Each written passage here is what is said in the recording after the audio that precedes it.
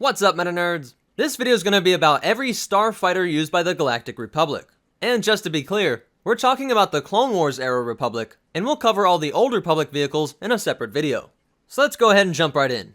The A6 Interceptor was a precursor to the Jedi Starfighter, and had a light armament of 3 laser cannons. It was succeeded by the A9 Vigilance Interceptor, which had 2 heavy laser cannons, and an incredibly fast speed of 1300 km per hour, which is more than the TIE Interceptor. The Aggressive Reconnaissance Starfighter, or the ARC-170, was one of the most powerful and most used starfighters during the Clone Wars, and had a relatively large crew, with a pilot, co-pilot, tail gunner, and astromech, which all helped to operate its 2 medium laser cannons, 2 rear cannons, proton torpedo launchers, and navigate its hyperdrive. The Alpha 3 Nimbus class V-Wing Starfighter was loved by Jedi pilots, and it was incredibly fast with a top speed of 1450 km per hour, and could jump to hyperspace by using a booster ring, with the navigation assistance of a Q7 series astromech droid. The BTL Y-Wing Starfighter would become an iconic symbol of the Rebel Alliance, but it was first used during the Clone Wars, where it devastated CIS forces through the use of its laser cannons, dual ion cannon turret, and its ability to unleash proton torpedoes and proton bombs. The early versions of this starfighter, the BTL-A4 and the BTL-B, actually had a gunner instead of an automated turret. The CL1C Lancet interceptor was made by Corellian Engineering Corporation, and it was described as a wingless, dart-shaped fuselage that flowed into a single maneuvering fin.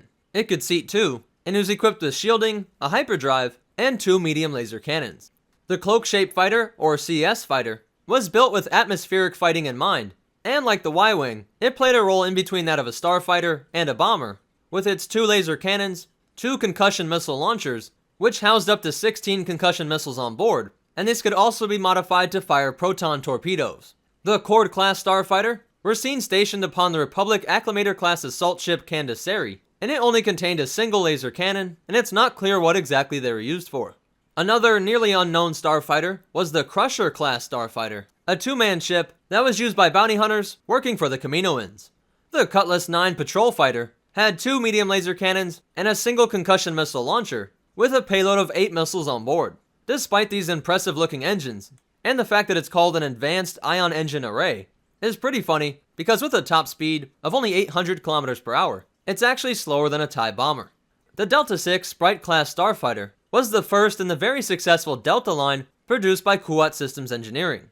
Its successor, the Delta 7 Ether Sprite class light interceptor, also known as the Jedi Starfighter, came in many different variants, with its most expensive version being more than 6 times the cost of a TIE fighter, and it was so quick and maneuverable that Jedi pilots claimed that they were able to use the Force to help them get the most out of this ship. It's unknown if there was a Delta 8 through 11, but the Delta 12 Sky Sprite was a 2-person version built from the extended hull of a Delta 7, and this was aimed at elite personnel transport and even marketed towards some civilians. The Dianoga class assault starfighter was actually named after that eyeball monster in the trash compactor, and it was produced by Coinsair Manufacturing, the same people that made the Y-Wing, and it was armed with 4 laser cannons and 1 heavy ion cannon, and though not officially used by clones or Jedi, it was used by forces that were loyal to the Republic, even though it gained infamy after being used by tons of pirates and mercenary groups.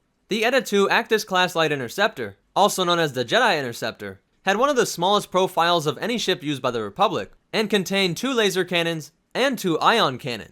The GAT-12 Skip Ray Blast Boat was a strange craft that was actually built before the Clone Wars. It was still kept on into the Imperial era, where it had the designation of being the smallest hyperspace-capable combat starship, and came equipped with a twin laser cannon turret, a proton torpedo launcher, and a concussion missile launcher, for a total of 4 torpedoes and 8 missiles on board. Let's go ahead and pause here, and we'll finish the complete list of every starfighter used by the Republic during the Clone Wars in part 2. Hope to see everybody there soon.